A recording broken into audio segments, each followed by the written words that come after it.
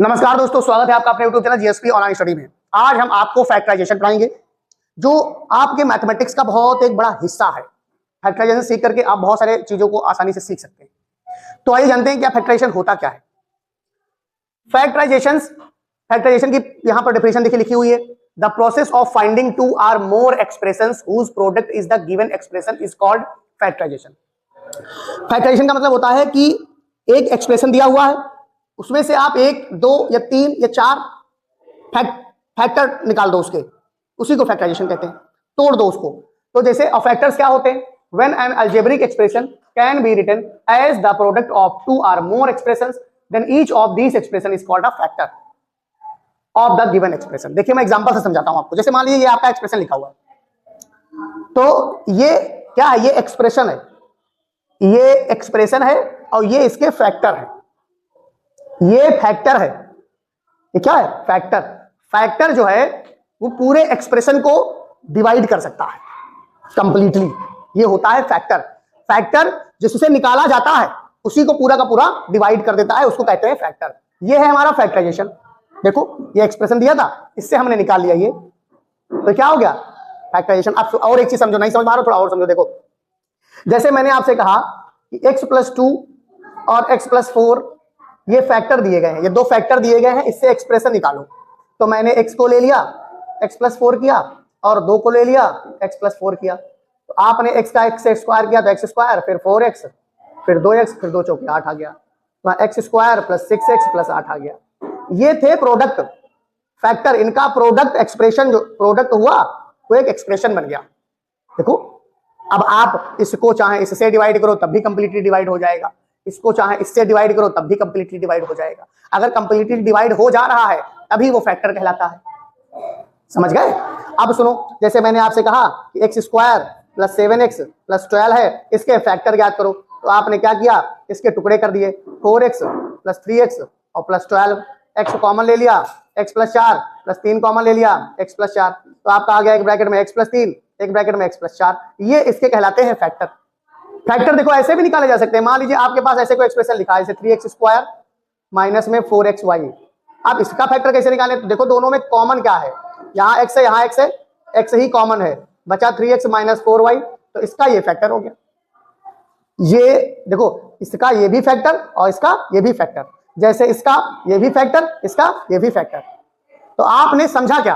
आपने ये समझा कि किसी भी एक्सप्रेशन को अगर तोड़ दें हम टुकड़ों में अलग अलग तो वो कहलाते हैं फैक्टर। ठीक है? और किसी एक्सप्रेशन को टुकड़ों में तोड़ने की प्रक्रिया को फैक्टराइजेशन कहते हैं। बात समझ में आ गई होगी बहुत अच्छे से। ठीक है, ये नोट करिए फिर आगे बताते हैं। देखिए यहां पर फैक्टराइजेशन करने के 3 टाइप्स हैं। फैक्टर निकालने के 3 टाइप हैं, तो फैक्टर निकालने की क्रिया को फैक्टराइजेशन कहते हैं। तो पहला टाइप क्या है? जिसमें मोनोमियल कॉमन हो, मोनोमियल जिसमें कॉमन हो, इसमें जिसमें बाइनोमियल कॉमन हो। और ये तरीका हो जाएगा ग्रुप बना के फैक्टर निकालने का, ग्रुप बना के फैक्टर निकालने का। समझ रहे हो बच्चों? ग्रुप बना के फैक्टर निकालने का। जैसे इसमें देखो सबसे पहले आप इसमें करना क्या है, देखना है कि दोनों में कॉमन क्या है। 5 का पहाड़ा इसे है, 5 का टेबल 20 में भी लग जा रहा है। तो आप ऐसे भी कर सकते हो। देखो 5 को मल्टीप्लाई किया x से और यहाँ पर 5 को मल्टीप्लाई किया 4 से, टुकड़े ऐसे कर लूं। अब 5 देखो दोनों में मिल रहा है कि नहीं मिल रहा है? 5 दोनों में मिल रहा है, आपका आंसर आ जाएगा x+4। अब तो कुछ दोनों में ऐसा कोई मिल नहीं रहा। फैक्टर वो लीस्ट टर्म होता है फिर जिसमें कुछ कॉमन ना रह जाए। समझ रहे हो?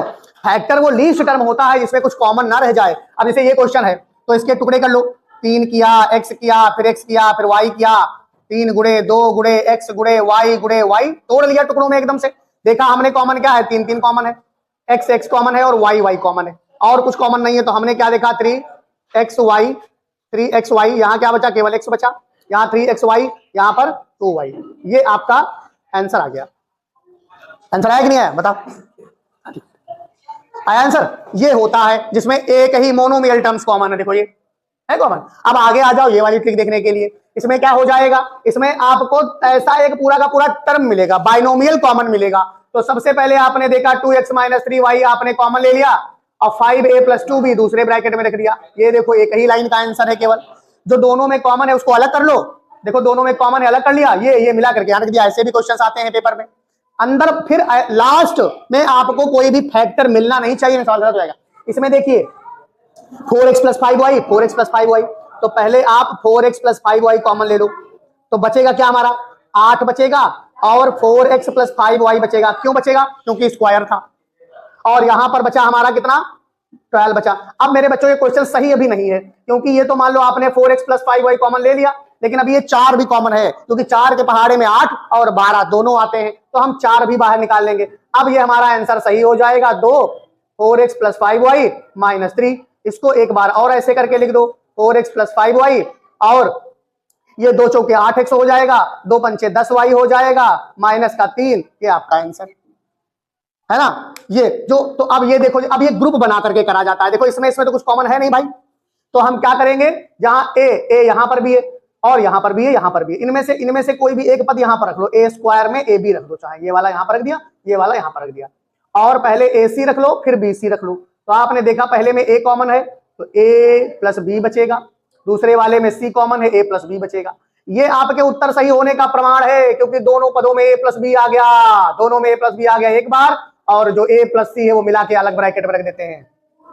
अब इसका देखो, इसमें तो कुछ कॉमन है नहीं, तो ये वाले पद एक पास रख लो, जैसे a x square plus b x square, a x square plus b x square, और b y square a y square. तो आपका इसमें कॉमन क्या हो जाएगा, एक्स स्क्वायर बचेगा क्या ब्रैकेट में, ए प्लस बी।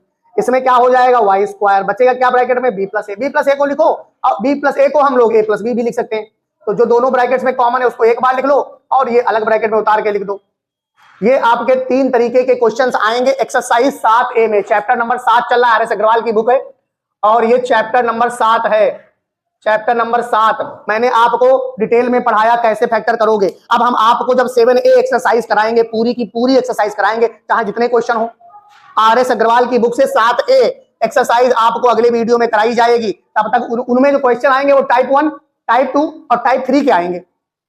फर्स्ट टाइप होगा जिसमें मोनोमियल कॉमन होगा, सेकेंड टाइप होगा जिसमें बाइनोमियल कॉमन होगा, और थर्ड टाइप होगा ग्रुपिंग करके फैक्टर निकालना, ग्रुपिंग करके फैक्टराइजेशन करना। तो वीडियो अगर अच्छी लगे तो लाइक शेयर कीजिए, फिर से मैं कह रहा हूं, और मिलते हैं अगले वीडियो में एक्सरसाइज 7A के साथ में। तब तक दोस्तों जय हिंद जय भारत।